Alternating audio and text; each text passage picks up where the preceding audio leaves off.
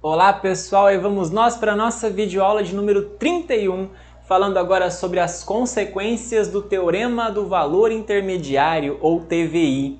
Pessoal, lembrando rapidamente o enunciado do TVI, sobre o qual nós falamos na videoaula de número 30, TVI nos diz o seguinte: se você tiver uma função contínua definida no intervalo fechado de A até B, de modo que a imagem dos extremos seja distinta, f de A seja distinto de f de B, então não importa se o f de B é maior do que f de A, ao contrário, mas igual não são.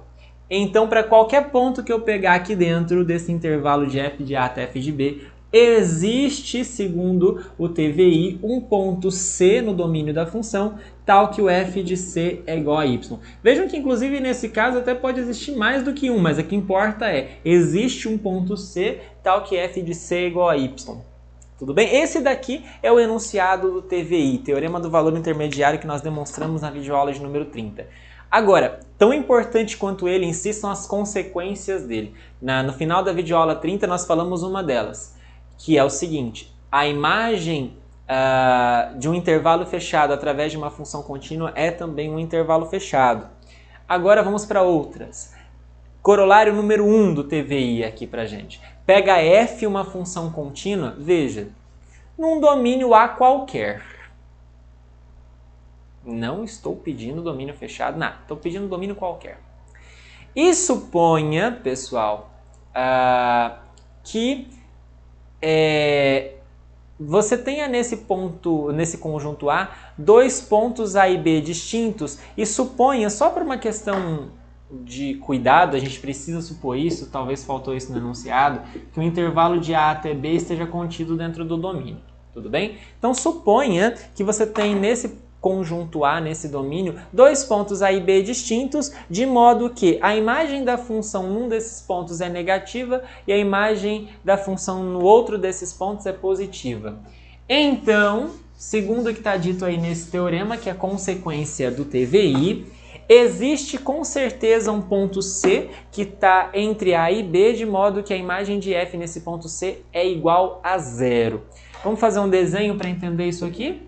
Olha só, seja f uma função contínua definida num conjunto A, não interessa qual seja, pode ser toda reta, pode ser um intervalo aberto, fechado, seja lá o que for, mas o que me interessa é que eu pegue dois pontos A e B, de modo que o intervalo fechado AB esteja contido dentro do A. Então essa é a primeira coisa. Só que esses pontos A e B são distintos. Um deles leva a função num ponto f de B na parte de cima do eixo, ou seja, positivo. F de B é positivo.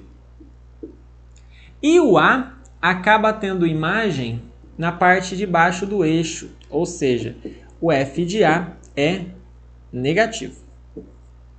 Ok? Então, olha só, essa função, que eu não sei como ela é, não sei como ela se comporta, mas a questão é assim, ela pode inclusive passar para lá, para cá, mas o que interessa é o seguinte: no A ela dá um ponto negativo, no B ela dá um ponto positivo. O que está dito nesse corolário é que com certeza existe um ponto C aqui, tal que f de C é igual a zero, ou seja, tal que a função corte o eixo x. Com certeza a função corta o eixo x num certo ponto C. É isso que está dito aqui, a função com certeza corta o eixo x. Como é que a gente demonstra isso? Simples, simples, simples. Isso daqui vai seguir imediatamente do TVI se você pegar o y igual a zero. Veja só, pega a função f, restringe ela ao intervalo AB. Então você tem uma função contínua definida num intervalo fechado. Funções contínuas definidas em intervalos fechados vale o TVI. Ou seja, se o f de B está aqui e o f de A está aqui, qualquer ponto que você pegar entre f de A e f de B, em particular se eu pegar o y igual a zero, existe um C que vai nele. Isso nos diz o Teorema do Valor Intermediário. Pronto, acabou. Demonstrado. Ok?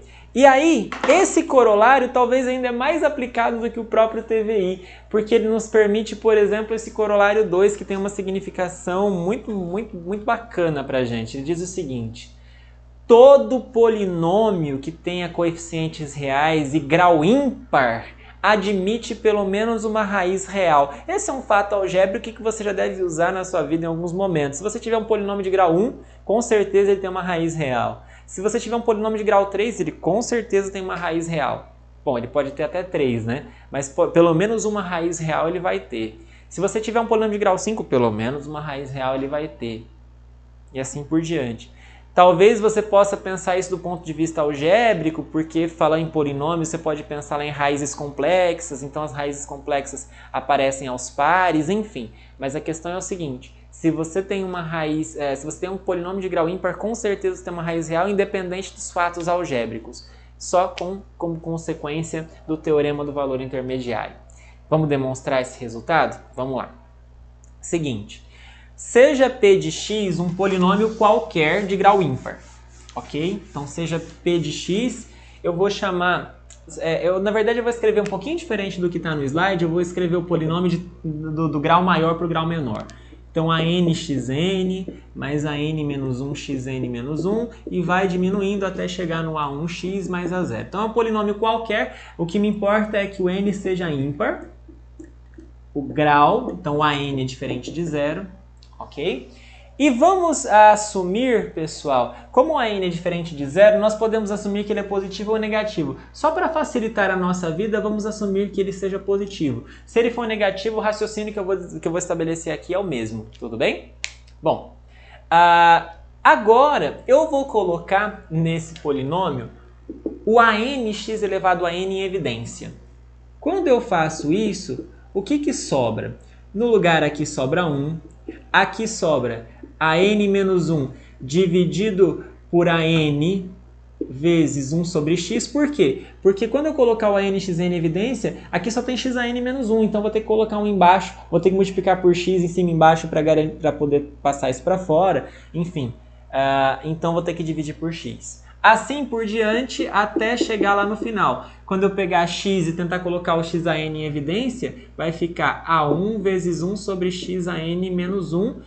Faltou espaço aqui, me desculpem a falha aqui, né? Vou colocar aqui embaixo. E aí vai ficar o último mais a 0 vezes 1 dividido por x elevado a n. Tá certo? Cada termo dessa expressão vai aumentando o grau do x no denominador.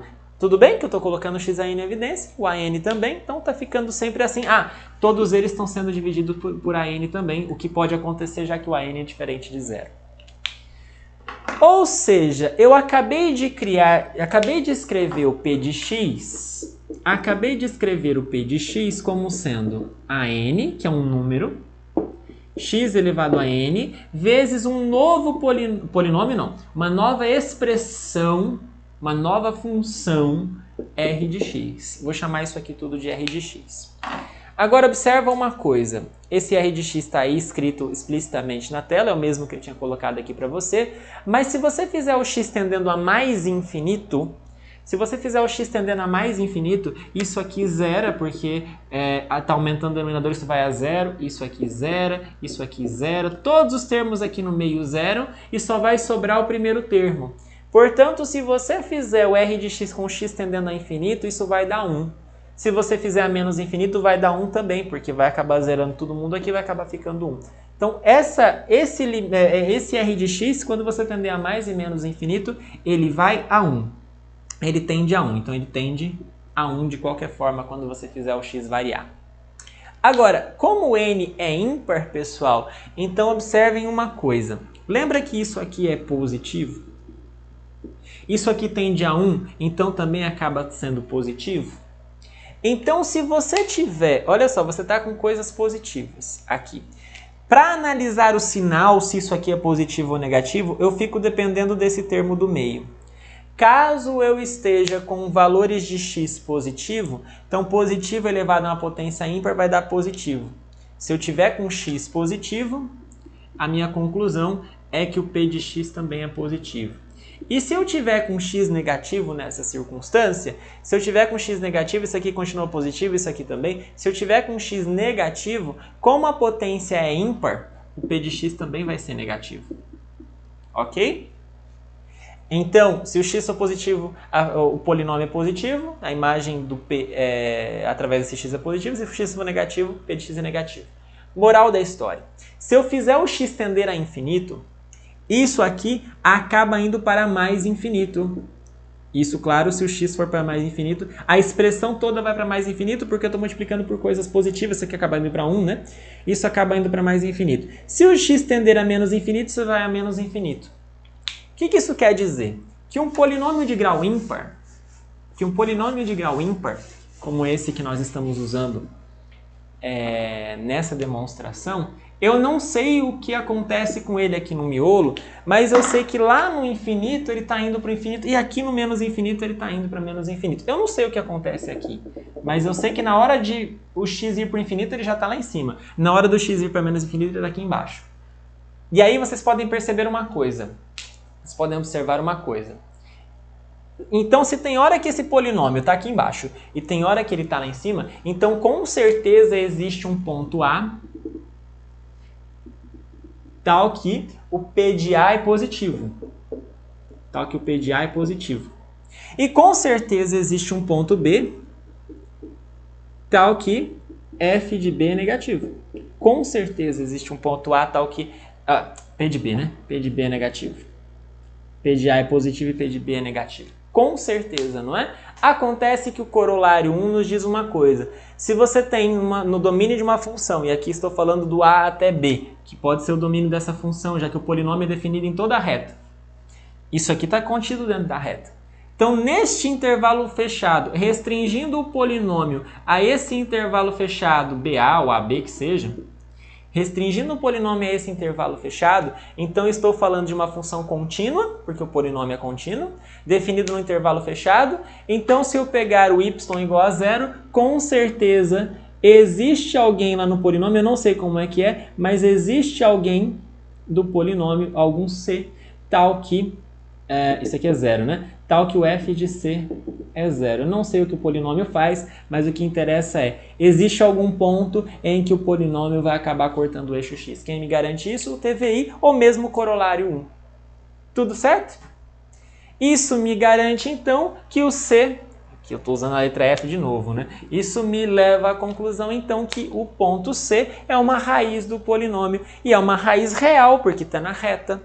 Portanto, qualquer polinômio de grau ímpar admite uma raiz real. Vejam que o fato dele ser de grau ímpar foi importante por conta daquele limite que nós trabalhamos. E aí isso nos leva a problemas que talvez você tenha tratado se você já estudou em algum momento cálculo numérico, talvez você já tenha buscado raízes até por aproximação e coisas do tipo. E aí eu tenho problemas como esse aí, quer dizer, eu quero buscar a raiz de um polinômio, por exemplo, esse de grau 3 que está aparecendo aí. Eu não sei exatamente como é que encontra por vezes a raiz, às vezes não tem um processo algébrico que me permite exatamente encontrar a raiz, mas eu posso tentar ir por aproximação. E esse exercício, por exemplo, aqui nos pergunta assim, encontra um intervalo fechado de tamanho menor ou igual a 1, quer dizer, o módulo do intervalo, o extremo da frente para o extremo de trás, a diferença é no máximo 1, onde haja com certeza uma raiz do polinômio x ao cubo menos 4x mais 2, ou seja, exista um x que resolva a equação x ao cubo menos 4x mais 2 igual a 0. Bom, pessoal, vamos chamar de essa expressão x ao cubo menos 4x mais 2 de p de x. Pessoal, observa uma coisa. No 0, isso aqui acaba dando 2.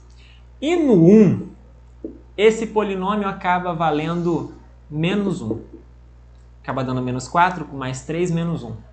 O 2 é positivo e o menos 1 é negativo. Opa, é negativo. Se eu fizer o desenho disso, olha, eu não sei o comportamento desse polinômio, mas eu sei que no 0 ele vai no 2. E eu sei que no 1 ele vai no menos 1. Então o TVI nos garante que de algum jeito o polinômio corta o eixo x. De algum jeito existe um ponto C que está no intervalo fechado de 0 a 1, tal que esse polinômio calculado em C dá 0, ou seja, resolve a equação. Não é bacana? Então, encontrei um intervalo de tamanho menor ou igual a 1, na verdade, de tamanho igual a 1, onde há uma raiz desse polinômio. Se eu quisesse me aproximar mais dessa raiz, Bastava eu ir pegando a mesma estratégia que nós fizemos para demonstrar o TVI e pegando metade de intervalo, sabe? Pega de 0 até meio ou de meio até 1 e vê se está alternando o sinal dos extremos e vai buscando por aproximação essa raiz. Então, com uma estratégia similar à demonstração que nós fizemos para o TVI, você pode se aproximar da solução deste polinômio. Bacana, né? Muito bacana. Terceira consequência do TVI, chamado ponto fixo de Brouwer. Pega f, uma função contínua definida no intervalo fechado AB. E suponha, pessoal, que a imagem da função f num ponto A é menor ou igual ao próprio A e que f de B é maior ou igual ao próprio B. Tá? Então essa hipótese é meio estranha, mas olha, a imagem de A é menor ou igual ao próprio A, a imagem de B é maior ou igual ao próprio B. Tudo bem. Dá a impressão de que eu estou esticando, né, na imagem, alguma coisa assim. Enfim, a questão é o seguinte. Nessa circunstância, com essas condições... Ah, esqueci de falar, pessoal. Desculpa a falha aí, essa função não é qualquer coisa, essa função tem que ser contínua. Se a função não for contínua, esse resultado não vale simplesmente porque eu não posso aplicar o TVI, tá bom? Desculpa a falha, tá faltando aqui no enunciado, seja f uma função contínua, tal que f de A menor ou igual a A, f de B maior ou igual a B.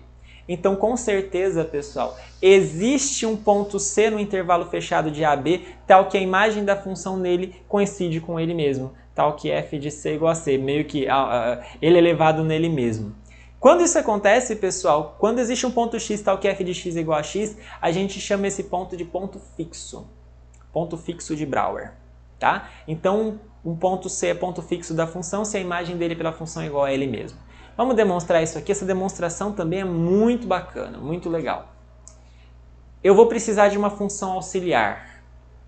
Chama de φ de x a função dada por f de x menos x. Veja, a função f dada no enunciado menos a identidade. Como a função f é contínua por hipótese e a função identidade também é contínua e a diferença de funções contínuas é contínua, então quer dizer que a função φ de x também é contínua, definida no mesmo intervalo da função f, de A até B. Agora, observe uma coisa, quando você calcular φ de A, fica f de A menos A. Acontece que f de A menos A é menor ou igual a zero, segundo a hipótese. Joga o A para cá. F de A menos A é menor ou igual a zero.